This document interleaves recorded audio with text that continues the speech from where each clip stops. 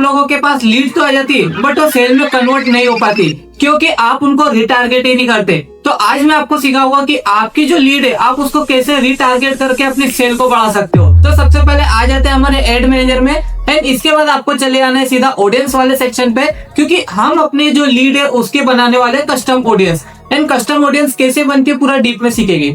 And यहाँ पे आए थे क्रिएट ऑडियंस पे, जैसे क्रिएट ऑडियंस पे क्लिक किया अब आना है कस्टम ऑडियंस पे एंड अब यहाँ पे आपको दिख रहा होगा लीड फॉर्म। तो अब सबसे पहले समझते हैं कि लीड फॉर्म का मतलब क्या होता है। जैसे यहाँ पे लिखा है कि create an audience of people who open और complete a form in one of your lead generation ads on Facebook और इंस्टाग्राम। इसका मतलब होता है जब भी आप फेसबुक इंस्टाग्राम पे एड चलाते हो और वहां पे अपना जो लीड फॉर्म होता है, तो जब भी कोई ऑडियंस उसको फिल करती है तो वो आपकी कस्टमर लिस्ट में आ जाता है। तो देन अब हम उनको रिटारगेट कैसे कर सकते हैं। तो सबसे पहले मैं इसको नेक्स्ट कर देता हूँ एंड देन इसको ओपन करता हूँ।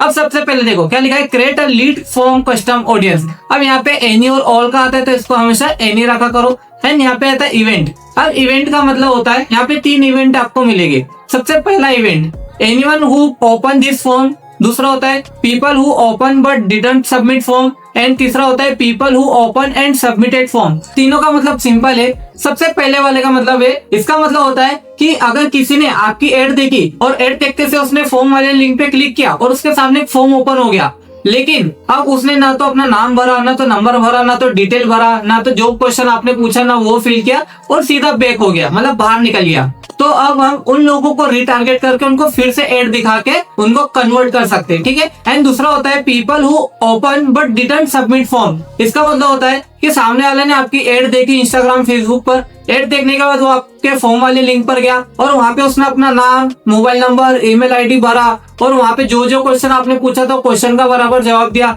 लेकिन जब लास्ट में जब फॉर्म को सबमिट करने की बारी आई तो उसने सबमिट ही नहीं किया, ठीक है, मतलब प्रोसेस किया लेकिन सबमिट नहीं किया। तो कहीं ना कहीं वो इंटरेस्टेड था, तो दिक्कत आ रही थी आपके इंस्टेंट फॉर्म में कि भाई वो वहां से परेशान हो गया था आपका इंस्टेंट फॉर्म भर भर के, ठीक है, आपने कुछ ऐसा कॉम्प्लिकेटेड बना दिया होगा इसलिए तो बैक करके आते फॉर्म भर के।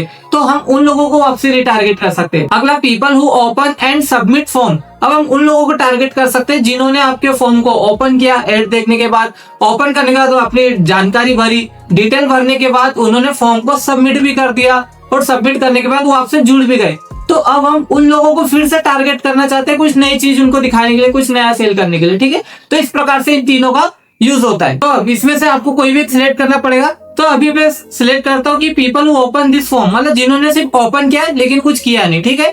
अब यहाँ पे आता है पेज। पेज मतलब जो आपका फेसबुक पेज है वो आपको यहाँ पे सिलेक्ट करना पड़ेगा। तो मैं अपना स्मार्ट मार्केटिंग जोन वाला फेसबुक पेज यहाँ पे सिलेक्ट कर लेता हूँ।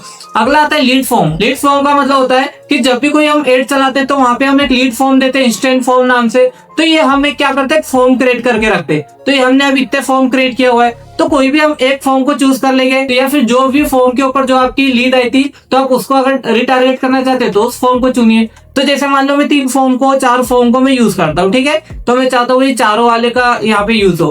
अब आता है in the past. In the past का मतलब होता है 0 से 90 डेज। इसका मतलब होता है कि अगर 0 से लेकर 90 डेज के बीच में अगर किसने भी हमारे फॉर्म में वो एक्टिविटी की होगी, मतलब उन्हें ओपन करके बाहर चला गया, तो अभी तो हम ऐसे लोगों को एड दिखा रहे, तो अगर 90 दिन के अंदर अंदर किसने भी हमारे फॉर्म को ओपन करके बाहर चला गया तो उनको दोबारा एड दिखेगी, ठीक है।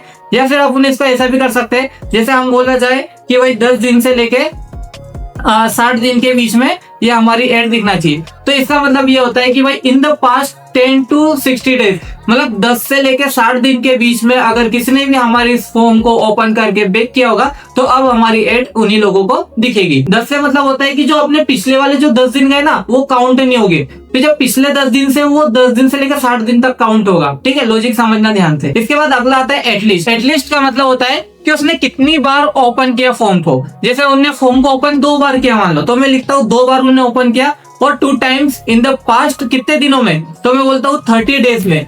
तो ये अब ऐसे लोगों को रिटारगेट हो गया जिन्होंने 30 डेज के अंदर अंदर मेरे उस फॉर्म को 2 बार क्लिक किया और 2 बार क्लिक करने के बाद 2 बार भरा ही नहीं, मतलब 2 बार क्लिक किया और बाहर निकल गया। ऐसी ऑडियंस ये बन जाएगी, ठीक है, इस प्रकार से। तो आप इस तरीके से अपनी ऑडियंस को बना सकते हो। तो अब देखो दोनों में क्या अंतर है। इन द पास्ट का मतलब होता है कि अगर आपको सिर्फ अपनी ऑडियंस को एड दिखाना है, रिटारगेट करना है, लेकिन एट लिस्ट का मतलब होता है कि कि जो आपकी हॉट ऑडियंस है, जो आपकी ज्यादा इंटरेस्टेड पीपल है, तो ये उन लोगों को ऐड दिखाता है। इसको हम कैसे समझेंगे? जैसे मान लो एटलीस्ट अगर वो अगर दो बार भी उनने अपने फॉर्म को ओपन किया तो कहीं ना कहीं वो इंटरेस्टेड था लेकिन कर नहीं पा रहा है, ठीक है। या फिर हम बोलते हैं भाई 5 टाइम्स, मतलब 5 टाइम्स उनने ओपन किया लेकिन भरा नहीं, तो मतलब कहीं ना कहीं ज्यादा इंटरेस्टेड थे। ओके, इस प्रकार से।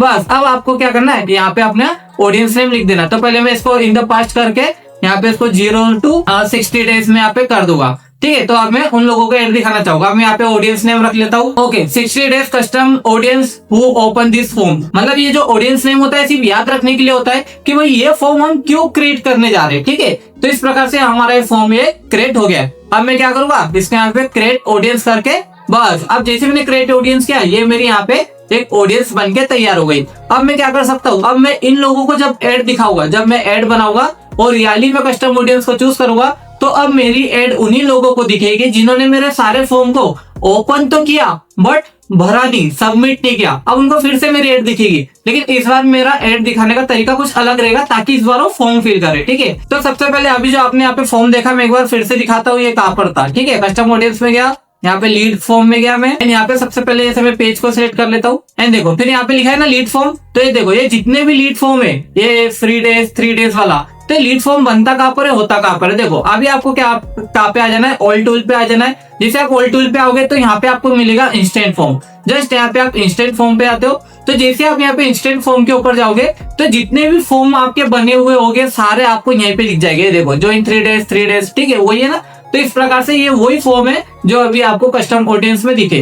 अब ये कैसे रिटारगेट किया जाएगा, देखो अभी यहाँ पे क्या था, लीड काउंट, तो यहाँ पे 631 लीड है जिन्होंने मेरे इस फॉर्म को सबमिट किया। यहाँ पे 106 लोगों ने सबमिट किया, यहाँ पे 310 लोगों ने सबमिट किया, यहाँ पे 145 लोगों ने सबमिट किया, ठीक है। और मैंने चारों पेज को सिलेक्ट कर लिया था। तो जितने भी चारों लीड फॉर्म है, अब इस लीड फॉर्म को जिसने भी ओपन किया लेकिन सबमिट नहीं किया, तो अब उन लोगों को मेरी एड दिखने वाली है, ठीक है। अब अगर आपको भी अगर फॉर्म बनाना है तो बड़ा सिंपल है, यहाँ पे क्रिएट फॉर्म लिखा है। जस्ट यहाँ पे आप क्रिएट फॉर्म पे क्लिक करोगे तो यहाँ पे आ जाएगा न्यू और एग्जिट फॉर्म बनाने का। तो यहाँ पे न्यू फॉर्म को यहाँ पे नेक्स्ट कर देना, तो आपका एक पूरा फॉर्म बन के तैयार हो जाएगा। अब मैं ये इसलिए नहीं बता रहा हूँ आज की वीडियो में क्योंकि एक फॉर्म बनाना मतलब एक बहुत बड़ा एक पार्ट हो जाता है, अलग ही पार्ट हो जाता है, ठीक है। अगर आपके अगर कमेंट अच्छे आते तो मैं इसके ऊपर एकदम डिटेल में टॉपिक बनाऊंगा कि इंस्टेंट फॉर्म कैसे बनाए, लीड फॉर्म कैसे बनाए, जो आपकी लीड जनरेशन मशीन बन जाए, ठीक है। इस प्रकार से ये पूरा सेटअप होता है। और हम एड मैनेजर के अंदर से भी जब हम एड कैंपेन क्रिएट करते उसके अंदर से भी हम इंस्टेंट फॉर्म को बना सकते। तो हमारे पास मल्टीपल वेज होते हैं बनाने के। और इसके साथ में आपको और कुछ चीजें बता देता हूँ। जैसे हम एड मैनेजर में चलते वापस, अब वापसी हम आ जाते हैं कस्टम ऑडियंस पे, एंड कस्टम ऑडियंस पे गया, एंड लीड फॉर्म पे में गया, फिर वापसी नेक्स्ट किया। तो अभी आपने देखा अभी मैंने किस चीज के ऊपर बनाया था, people who open this form. अब मैं बनाऊंगा people who open and submitted form. अब ये फॉर्म की जरूरत क्यों पड़ेगी, अब जैसे जिन्होंने मेरा फॉर्म को सबमिट कर दिया है, अब वो कहीं ना कहीं मेरे से जुड़ चुके, वो कहीं ना कहीं मेरे से इंगेज हो चुके। लेकिन कभी कभी क्या होता है, वो उसमें से कुछ ऐसे होते हैं जो हमारे फॉर्म को सबमिट तो किया लेकिन हमारा प्रोडक्ट परचेज नहीं किया। अब हम क्या करेंगे, दूसरा ऑफर बनाएंगे, एक कोई दूसरा नए तरीके की एड बनाएंगे, कुछ अलग एंगल से बनाएंगे। अब इन्हीं लोगों को हम टारगेट करेंगे। क्यों? क्योंकि ये वो लोग हैं जिन्होंने हमारे फॉर्म को सबमिट किया, मतलब इंटरेस्टेड पीपल है, आपकी हॉट ऑडियंस है, तो ये कहीं ना कहीं सेल में कन्वर्ट हो सकती है, चांसेस ज्यादा है। तो हम इन लोगों को दोबारा टारगेट करेंगे। एंड सेम वही तरीका, आपको फेसबुक पेज यहाँ पे सिलेक्ट कर लेना है, एंड फिर यहाँ पे आपको लीड फॉर्म यहाँ पे सिलेक्ट कर लेना है। तो जैसे मैं अभी एक ही लीड फॉर्म सिलेक्ट कर रहा हूँ, ठीक है। फिर मैं यहाँ पे क्या करूंगा, यहाँ पे टाइम सेट कर लूंगा इन द पास 0 से 90 डेज की, भाई 90 डेज के अंदर जिन्होंने भी फॉर्म को सबमिट किया होगा, अब उन्हीं लोगों को मेरी दोबारा एड दिखेगी, ठीक है। मतलब उन्हीं लोगों को दिखेगी जो 631 लोग जो इस फॉर्म को फिल किया, 631 लोग ने, वही 631 लोगों को ही मेरी एड दिखेगी क्योंकि कस्टम ऑडियंस है। लुक लाइक ऑडियंस में तो ऐसा होता है कि इसके जैसे लोगों को दिखती है, ठीक है, लेकिन कस्टम ऑडियंस में इन्हीं लोगों को दिखेगी। और कस्टम ऑडियंस बनता इसलिए ताकि हमको कुछ नई चीज सेल करना है हॉट ऑडियंस को, तो ये मेरी हॉट ऑडियंस है, ठीक है। इस प्रकार से बन जाएगा, ऑडियंस नाम दे दूंगा और ये यहाँ पे बन के तैयार। सो गाइस इसी प्रकार से हम अपने लीड फॉर्म की कस्टम ऑडियंस बना के उनको रिटारगेट करते हो। सो आई होप कि आपको ये क्लास अच्छी लगी होगी। अगर इस क्लास में अगर कुछ छूट गया होगा या फिर मैंने कुछ बताना भूल गया होगा तो प्लीज कमेंट बॉक्स में जरूर बताना, ताकि मैं आने वाली वीडियो में आपके इस टॉपिक को भी कवर कर सकूं। तो चलिए गाइस मिलते हैं नेक्स्ट वीडियो में, और जाने के पहले एक बार इस चैनल को सब्सक्राइब कर देना और बेल आइकन जरूर दबा देना, क्योंकि ऐसी ही रिलेटेड वीडियो आपको रोज मिलने वाली है। तो इस चैनल को भूल मत जाना, सब्सक्राइब करके आना। तो चलिए गाइस मिलते हैं नेक्स्ट वीडियो में, टिल देन गुड बाय।